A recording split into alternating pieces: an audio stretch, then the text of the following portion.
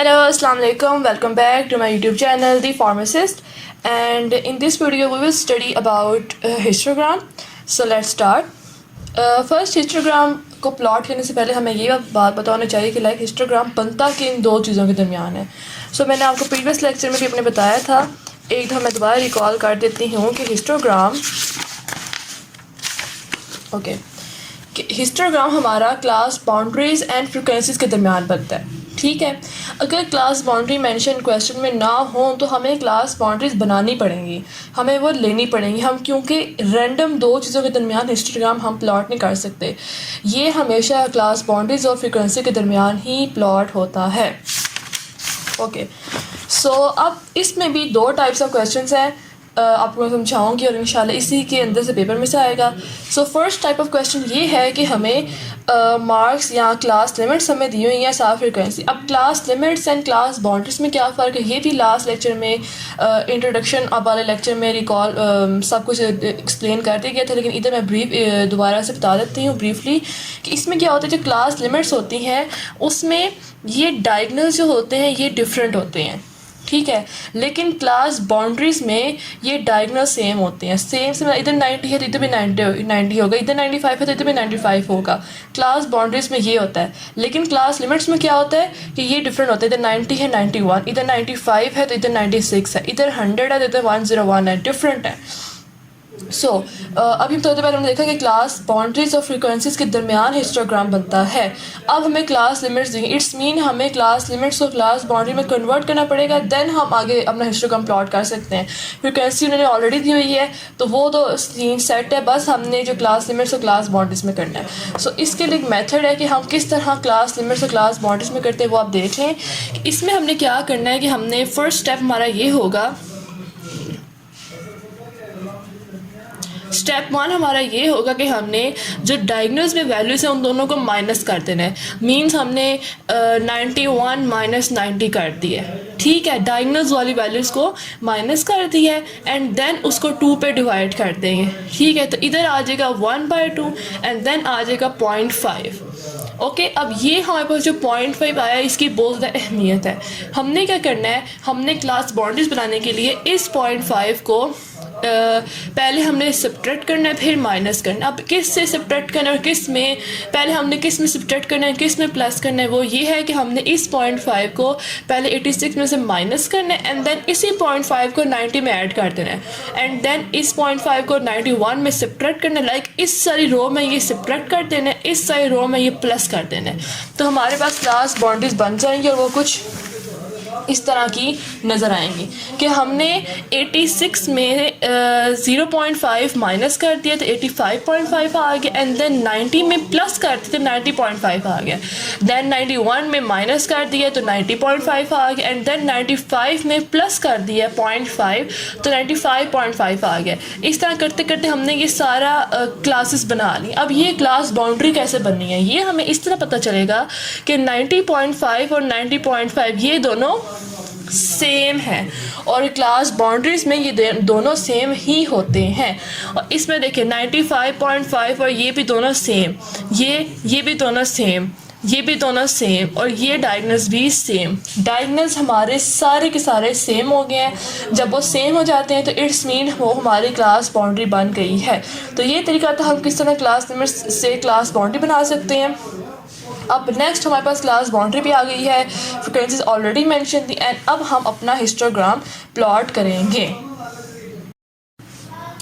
Okay, सो अब हम plot करना सीखते हैं कि हम हिस्टोग्राम किस तरह प्लॉट कर सकते हैं. सबसे पहले आपको याद रखना है कि ये हिस्टोग्राम आप ग्राफ पेपर पे बनाएंगे. अगर आपको एग्जाम में ये क्वेश्चन आए हिस्टोग्राम प्लॉट करें तो आपने वहाँ से ग्राफ पेपर लेके फिर उस पर प्लॉट करना है क्योंकि ये ग्राफ है. ठीक है, ये डायग्राम या चार्ट नहीं है.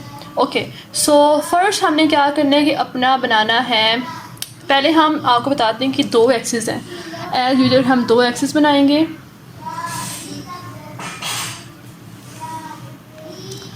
ओके, तो ये है हमारे पास एक्स एक्सिस है और इधर हमारे पास है वाई एक्सिस. अब क्या करना है कि और ये हमारे पास है ओरिजिन. ठीक है, अब इस क्वेश्चन में जो फ्रीक्वेंसीज होती हैं ना उधर से आपने जो है ना स्केल बनाना है फ्रिक्वेंसीज़ की हिस्टोग्राम में फ्रिक्वेंसीज़ की मदद से जो फ्रिक्वेंसी दी होती है क्वेश्चन में उससे आप वाई एक्सिस बनाएंगे। तो इधर फ्रिक्वेंसी मैक्सिमम फ्रिक्वेंसी जो है वो 10 तक है, इट्स मीन हमारा स्केल 10 तक एटलीस्ट जाना चाहिए। तो हम 2 के गैप से भी अगर बनाएं तो 10 तक चला जाएगा कि 0 फिर 1 1 के 2 एंड 3 एंड 4 6 8 10 एंड 12। ये हमारा बन गया स्केल। स्केल हमने बनाया है अपना फ्रिक्वेंसी की मदद से, ठीक है। उसके बाद ये हमारे पास आ जाता है कि हमने अब एक्स एक्सिस पे क्या बना रहे हैं, वो हमने सी बीज़ रखनी है उधर। C Bs is equal to class boundaries जो हमने बनाई है। तो सी बी हमारे पास है 85.5। पहला नंबर हमारे पास अगर हम इधर लें इधर लिखूँ तो वो आ जाएगा 85.5। अगला नंबर हमारे पास क्या है ऊपर से अगर आप देखें, ओके अगला नंबर हमारे पास है जी 90.5। तो इधर मैं लिख देती हूँ कि 90.5। अब अगला है 90.5 मतलब कि नेक्स्ट क्लास का पहला, वो तो सेम ही हो गया, उसको छोड़ के आगे है 95.5। नेक्स्ट भी 95.5 है, तो हम इधर लिख लेंगे 100.5। नेक्स्ट हम लिख लेंगे 105.5। नेक्स्ट है हमारे पास 110.5 एंड लास्ट है हमारे पास 115.5। ये देखें, ये मैंने लिख दिया, ठीक है। इस तरह हमने सी बीज़ को इस तरह अरेंज कर, जो सेम होंगे उनको सिर्फ एक दफ़ा लिखेंगे, जो डिफरेंट होंगे उनको आगे हम सीक्वेंस वाइज लिखते जाएंगे। ओके सो अब हम अपना ग्राफ प्लॉट करते हैं।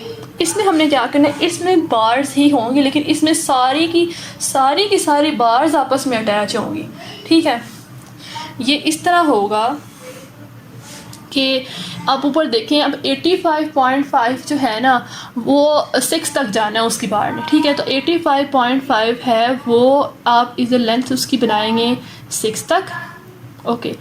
अब जो है ना 85.5 से 90.5 है, तो इट्स मीन इसको ऐसे करके हमने जो 90 है ना रेंज शो कर रही है, तो उसकी रेंज के लिए ये ऐसे आ जाएगा, रेंज शो करना है ना। अब नज़र आ रहा है हमें कि 85.5 से 90.5 तक की जो ये पूरी रेंज है ये 6 तक है। इस इतनी रेंज की फ्रिक्वेंसी 6 तक है, ये शो कर रहा है।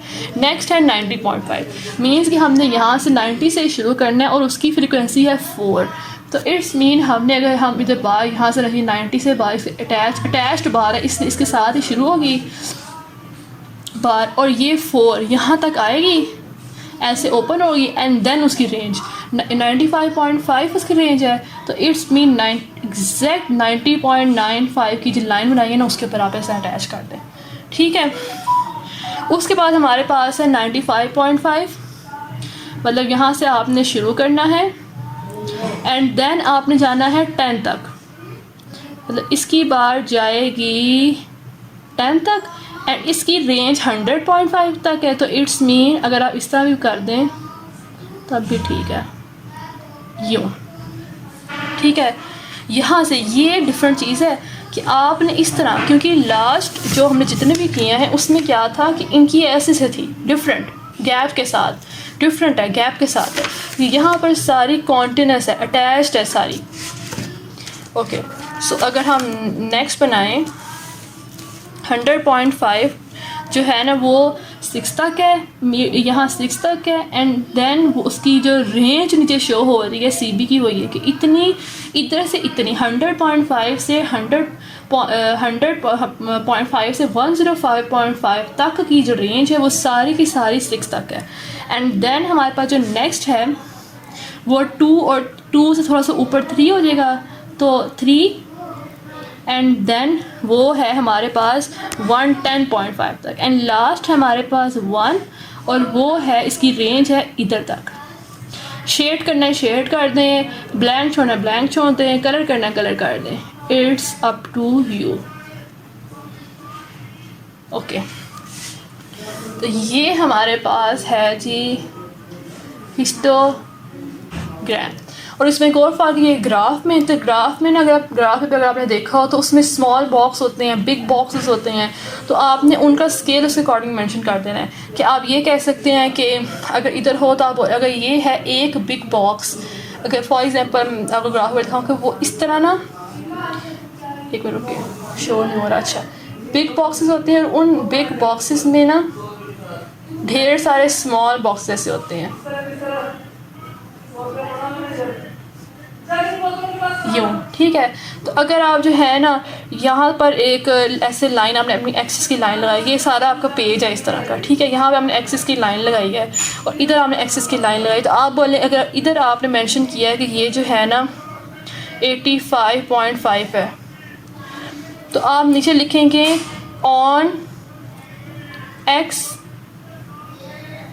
एक्सिस आप लिखेंगे कि one big box is equal to 85.5। इस तरह मतलब ग्राफ में साइड इन्फॉर्मेशन इस तरह लिखते हैं, तो इस तरह हो जाएगा। और अगर वाई एक्सिस की मैं बात करूँ तो वाई एक्सिस में भी ऐसे बॉक्स ही बने होते हैं बड़े बड़े, ग्राफ पेपर की बात कर रही हूँ। इसमें अब पहला बॉक्स आपने जो है अगर 0 है तो 0 से 2 तक आपने इधर लिखा है, तो इट्स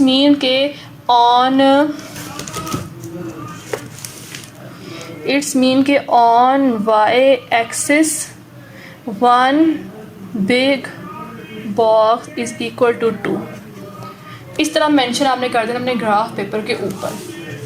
ओके, सो ये आपका हिस्टोग्राम था। अब जो यहाँ पर हिस्टोग्राम है उसके साथ मैंने लिखा है कि नॉट 100% एक्यूरेट। अब इसमें एक गलती है जो मेरे से हुई थी। सो अगर आपको समझ आ रही है तो आप देखें, एक दफ़ा गौर करें कि आपको गलती नज़र आ रही है जो मैंने गलती की है। ओके, सो इसमें गलती ये है कि इधर मैंने एग्जैक्ट रेंज दिखाई है कि 85, अगर मैंने 85 की ये लाइन बनाई थी ना मार्किंग करते, तो 90 की ये लाइन बनाई थी मार्किंग, तो एग्जैक्ट उनकी लाइन तक पे उसकी लाइन पे टच हो रहा है हमारा बाल, लेकिन इधर नहीं है ऐसे।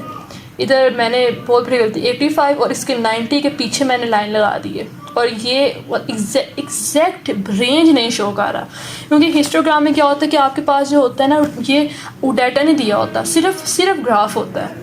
डाटा तो आप बोला क्या ना कि डाटा के थ्रू आप ये बनाएं, रियल में तो डाटा नहीं दिया होगा, रियल में तो सिर्फ आपको ग्राफ दिया होगा।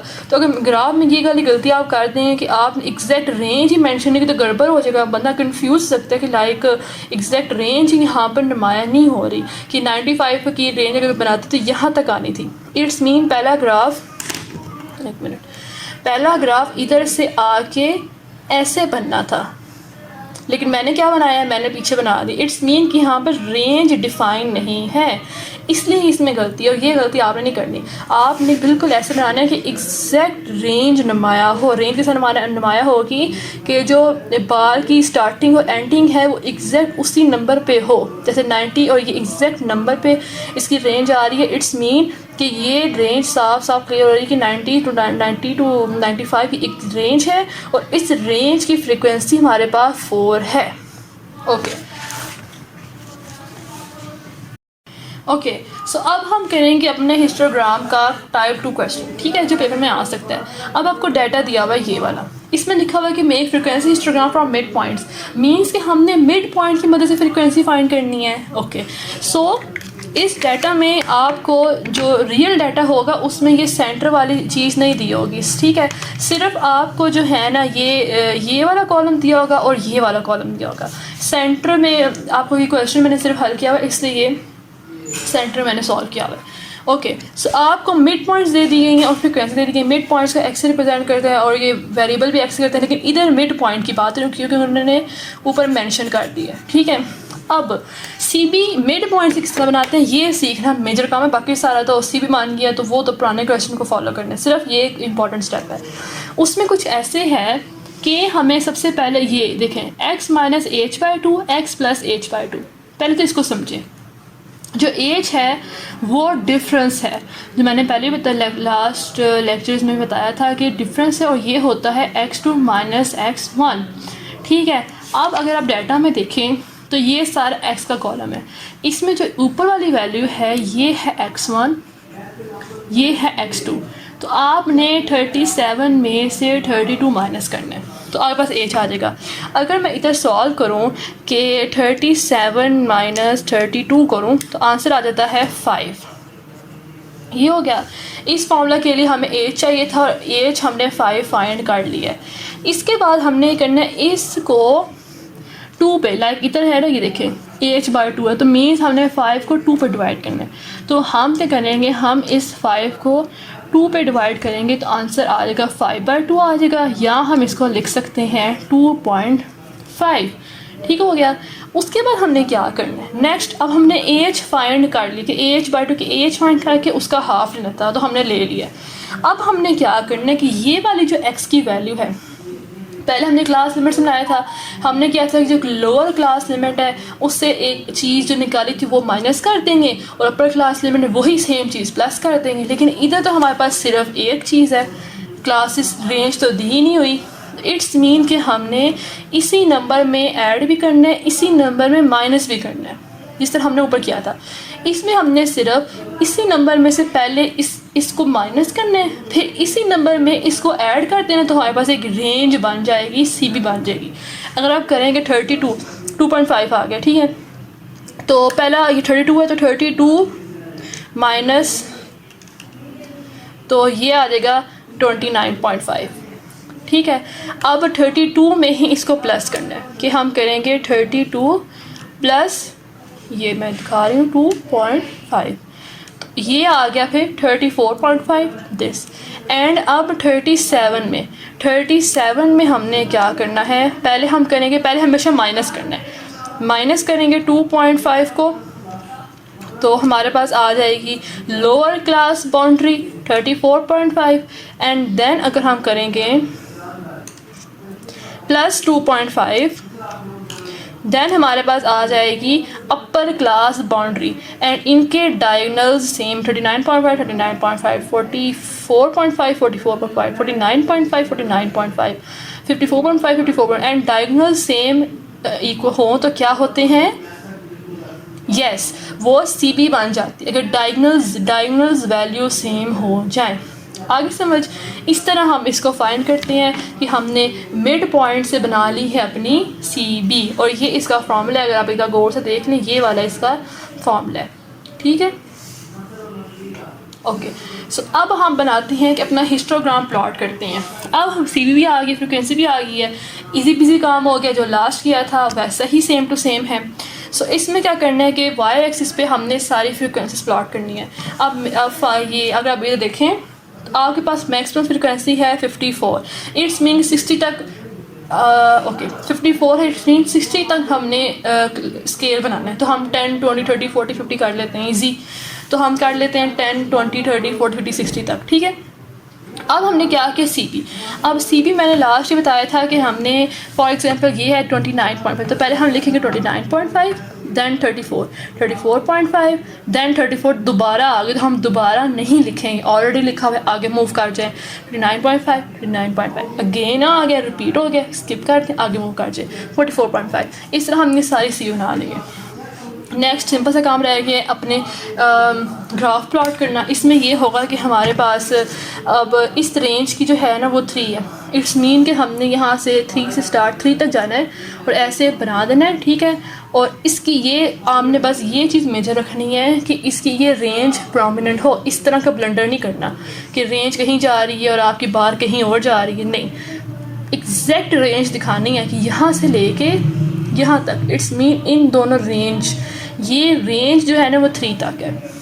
और इस तरह ही आपने आगे से भी सारा प्लॉट करना है, उसकी रेंज को प्रोमिनेंट रखना है, इसमें फ़र्क ना है, इस तरह का ब्लेंडर मत हो वरना ये क्रॉस हो जाएगा, ये बिल्कुल गलत है, ये क्रॉस हो जाएगा। ठीक है। बाकी सब कुछ ठीक है, लेकिन ग्राफ की जो ये बार्स प्लॉट की हैं वो गलत है, स्केल ऑर्डर सब ठीक है, इसमें जो है ना आपने रेंज का खास ख्याल रखना है और अपना हिस्टोग्राम प्लॉट कर लेना है। Okay.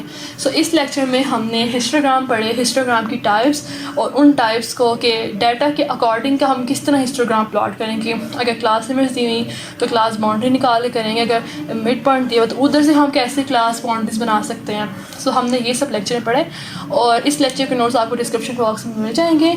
And in next lecture हम इंशाल्लाह पाई चार्ट स्टार्ट करेंगे।